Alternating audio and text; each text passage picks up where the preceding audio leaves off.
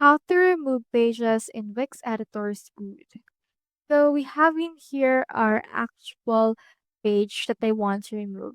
So as you can see, it's quite empty and I want to remove it.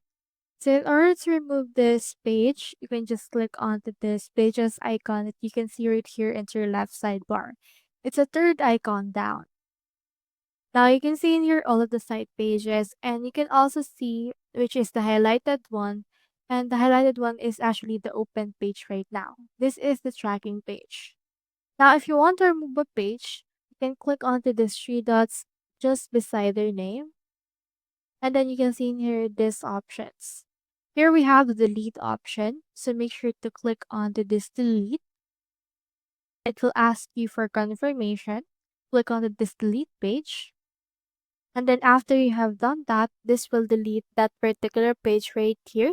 Just wait for a few seconds in order for it to reflect the changes that has been made. So just wait for it right there in order for it to be removed altogether. As you can see, it's been removed. So that's how you remove pages in Wix Editor.